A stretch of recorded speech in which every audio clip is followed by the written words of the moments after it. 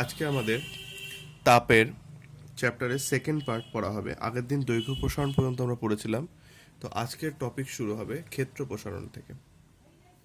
তাপের এটা ক্লাস 2 বা পার্ট 2। তো ক্ষেত্র প্রসারণ কি, কিভাবে কি ঘটে দেখা যাক। দেখো ভালো করে। মনে করি এই একটি ধাতব দণ্ড, যে ধাতব দণ্ডটির T1 ডিগ্রি সেন্টিগ্রেড উষ্ণতায় ক্ষেত্রফল হচ্ছে, মনে করো, S1। তাহলে T1 ডিগ্রি সেন্টিগ্রেড উষ্ণতার ক্ষেত্রফল কত? S1। এইবার এর উষ্ণতা বৃদ্ধি করে T2 ডিগ্রি সেন্টিগ্রেড করা হলো। T2 ডিগ্রি সেন্টিগ্রেড করলে উষ্ণতা যখনই বৃদ্ধি করা হবে তখনই ধাতব দণ্ডটি কি হবে? প্রসারণ হবে। এই যে প্রসারণটা হলো, এর ফলে কি আগের ক্ষেত্রফলের তুলনায় বর্তমানে ক্ষেত্রফলটা কিন্তু বেড়ে গেল, গিয়ে হয়ে গেল মনে করো S2। তাহলে আগে ক্ষেত্রফল ছিল S1, বর্তমানে হয়ে গেল S2। তার মানে উষ্ণতা বৃদ্ধি কতটা হলো? উষ্ণতা বৃদ্ধি হলো T2 minus T1 degree centigrade. উষ্ণতা বৃদ্ধিতে এটি দৈর্ঘ্য প্রসারণ গুণাঙ্কের মতো একদম সেম, সবই সেম হবে, শুধু ওখানে ছিল L1 L2 আর এখানে হয়ে যাবে S1 S2। তো ওখানে যেহেতু দৈর্ঘ্য ছিল এই জন্য L1 L2, আর এখানে যেহেতু ক্ষেত্রফল মানে সারফেস এই জন্য S1 S2। আর পুরোটাই সেম, পুরো কাজটাই সেম, পুরো ব্যাপারটাই একেবারে একই রকমভাবে করা হয়। তো T2 minus T1 degree centigrade উষ্ণতা বৃদ্ধিতে S1 ক্ষেত্রে প্রসারণ হয় S2 মাইনাস S1। ঠিক আছে? তাহলে T2 minus T1 degree centigrade উষ্ণতার বৃদ্ধিতে S1 ক্ষেত্রে প্রসারণ হয় S2 মাইনাস S1। আর যদি একক উষ্ণতা বৃদ্ধিতে আমরা দেখি, একক ক্ষেত্রে প্রসারণ দেখি, তাহলে এখান থেকে আসবে S2 minus S1 divided by S1 T2 minus T1। কেন কি ঐকিক নিয়ম অনুসারে দুটো পার্টি নিচে চলে এলো।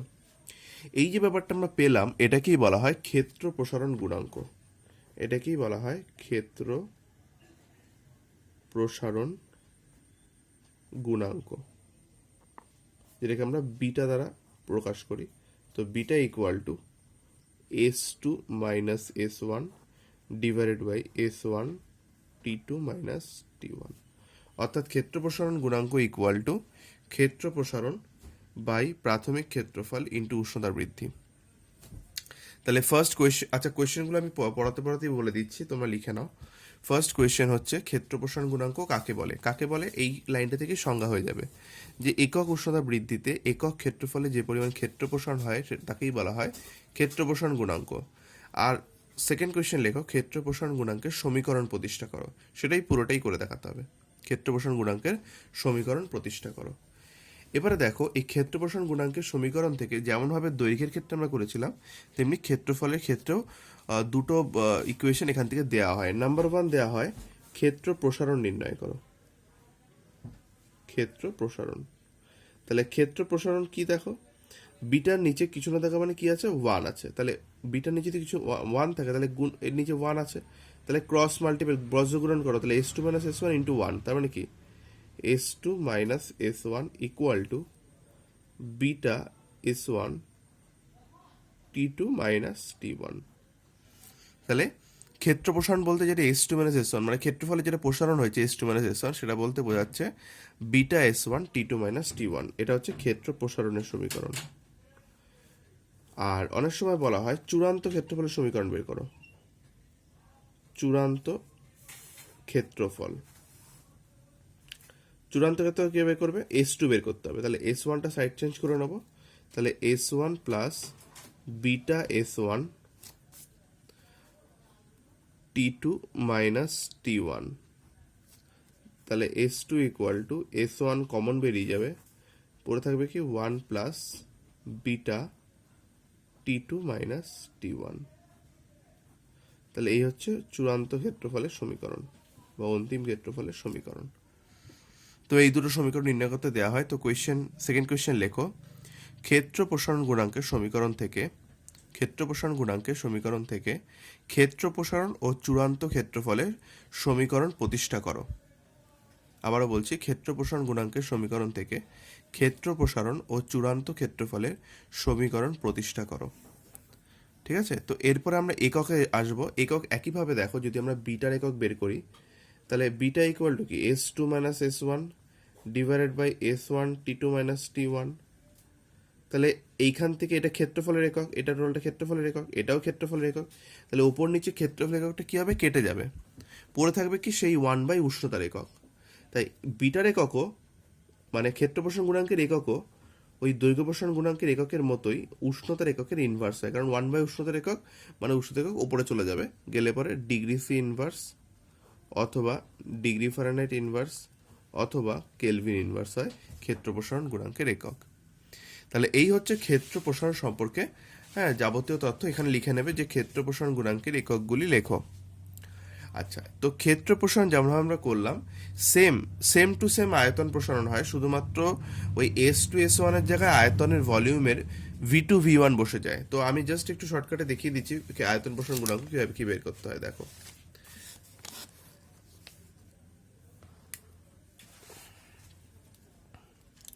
তো আয়তন প্রসারণ,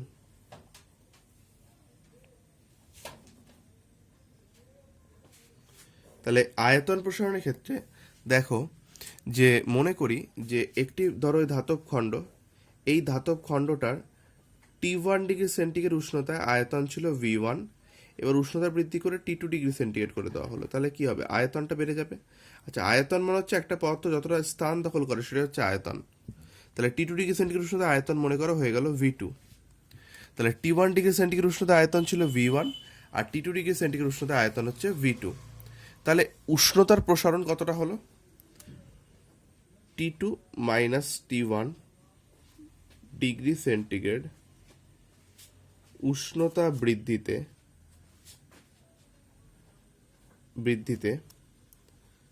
V1 আয়তনে প্রসারণ V2 মাইনাস V1। তাহলে একক উষ্ণতা বৃদ্ধিতে একক আয়তনে প্রসারণ কতটা, V2 minus V1 divided by V1 into T2 minus T1। তাহলে এই হচ্ছে তোমার একক উষ্ণতা বৃদ্ধিতে একক আয়তনে প্রসারণ। তাহলে এটাকে একইভাবে বলা হবে আয়তন প্রসারণ গুণাঙ্ক। এই আয়তন প্রসারণ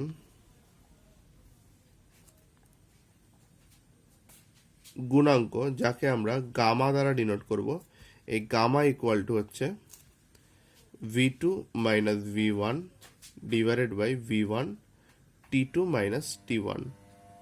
তাহলে এই সমীকরণ থেকে একইভাবে, আচ্ছা হ্যাঁ ঠিক আছে, এই সমীকরণ থেকে একইভাবে আমরা চূড়ান্ত আয়তনের আগে আয়তন প্রসারণ বের করতে পারি। আয়তন প্রসারণ, তাহলে আয়তন প্রসারণ কীভাবে বের করতে হবে না, এটা বজ্রগ্রহণ করে একইভাবে V2 মাইনাস V1 নিয়ে আসতে হবে, কারণ নিচে 1 আছে, এর নিচে 1 থাকা মানে বজ্রগ্রহণ করলে এটাই চলে আসবে, V2 minus V1 equal to gamma V1 T2 minus T1। এটা হচ্ছে আয়তন প্রসারণের সমীকরণ। আর যদি আমরা চূড়ান্ত আয়তনের সমীকরণ বের করতে চাই, চূড়ান্ত আয়তন, তাহলে সেটা কি হবে, V2 ইকুয়াল টু V1টা সাইড চেঞ্জ হয়ে যাবে, V1 plus gamma V1 T2 minus T1।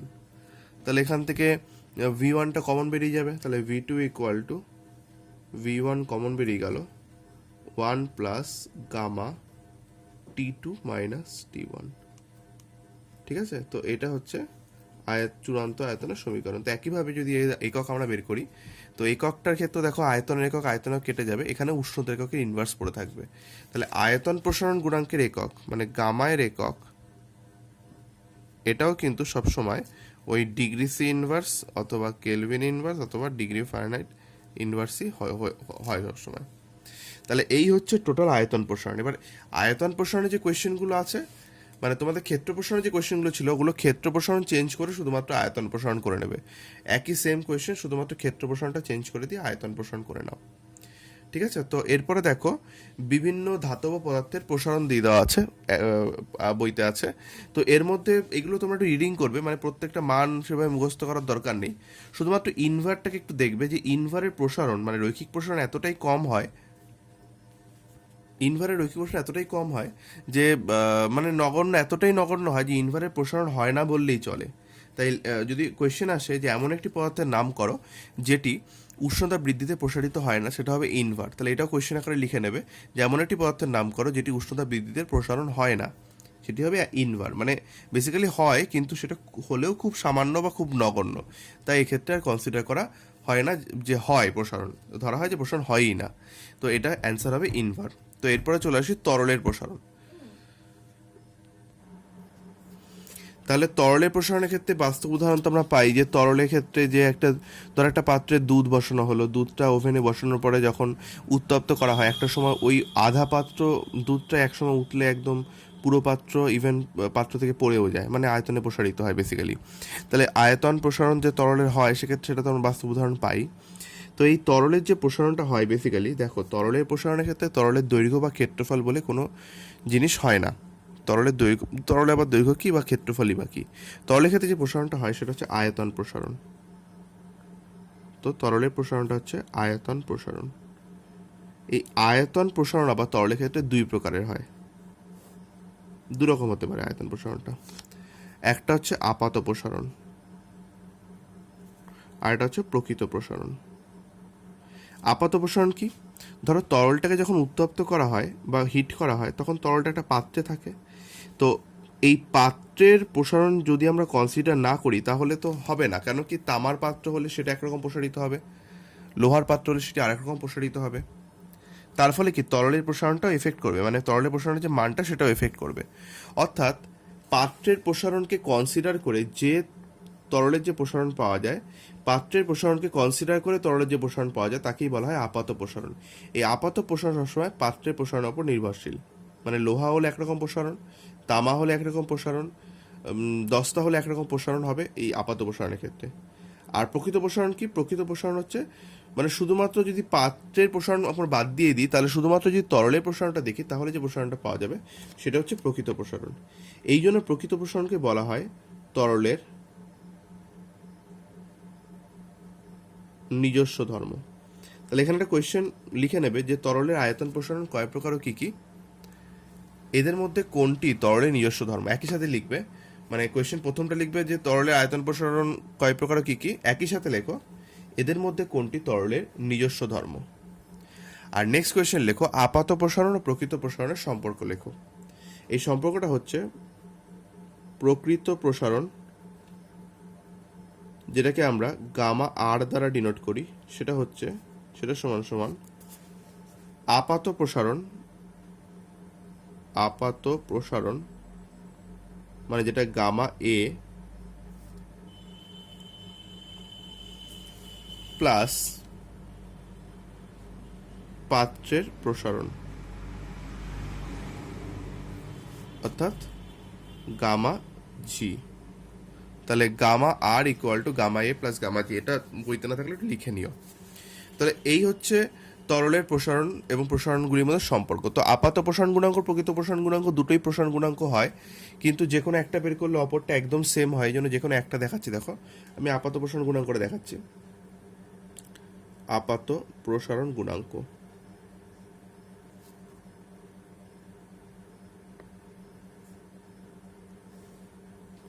তো দেখো মনে করো একটা পাত্রে তরল ছিল, তরলটার আয়তন ছিল V1, মানে T1 ডিগ্রি সেন্টিগ্রেড উষ্ণতায় তরলটার আয়তন কত ছিল? V1। এবার এটাকে টেম্পারেচার প্রয়োগ করায় T2 ডিগ্রি সেন্টিগ্রেডে নিয়ে যাওয়া হলো, তাহলে এর আয়তনটা প্রসারিত হবে সাধারণত, এই এত আয়তন প্রসারিত হলো, এই প্রসারিত হয়ে তার আয়তন হয়ে গেল V2। তাহলে T1 ডিগ্রি সেন্টিগ্রেড উষ্ণতায় আয়তন ছিল V1 আর T2 ডিগ্রি সেন্টিগ্রেড উষ্ণতায় আয়তন হয়ে গেল V2। এবারে দেখো তাহলে উষ্ণতা বৃদ্ধি T2 minus T1 degree centigrade উষ্ণতা বৃদ্ধিতে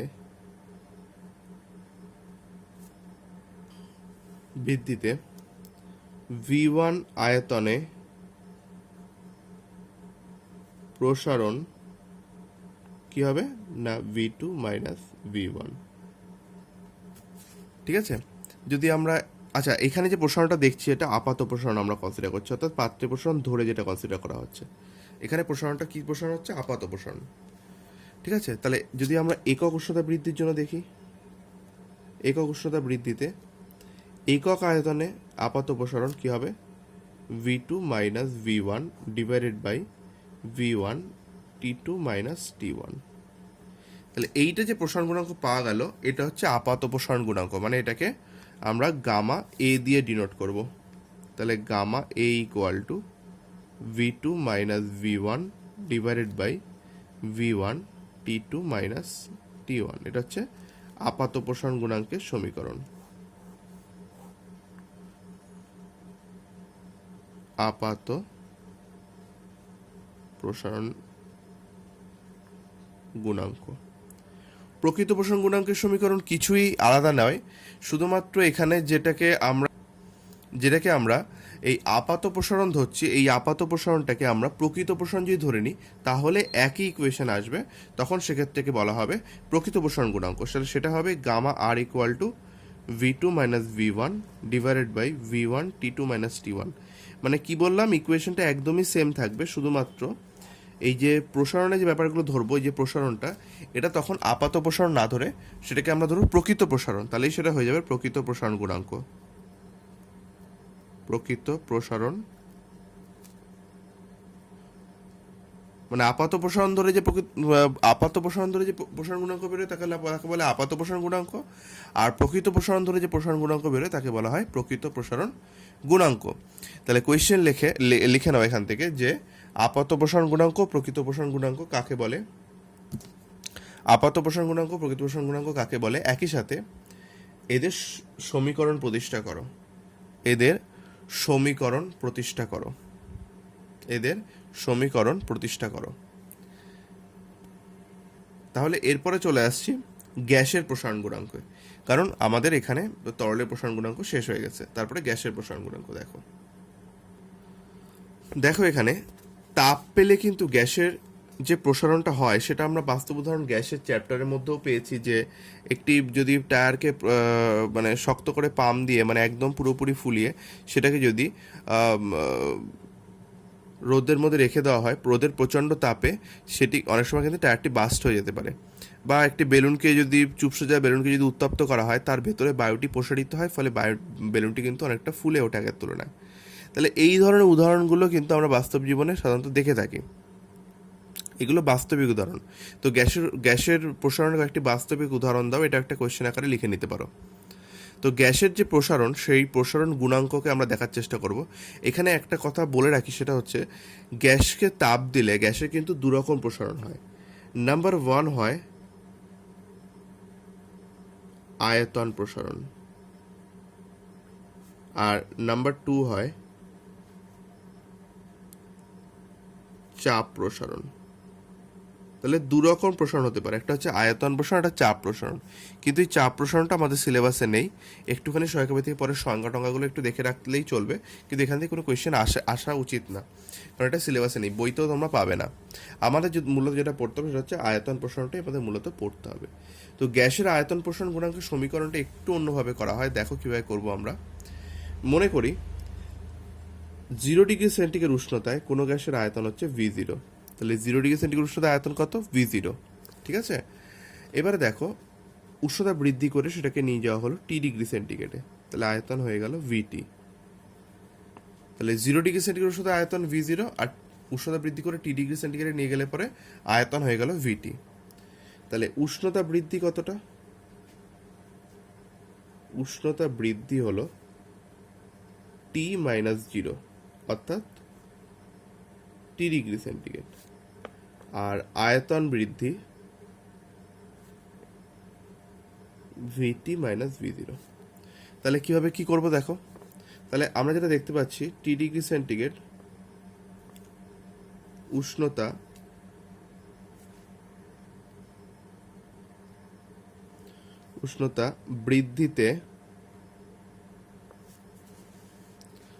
বৃদ্ধিতে V0 আয়তনে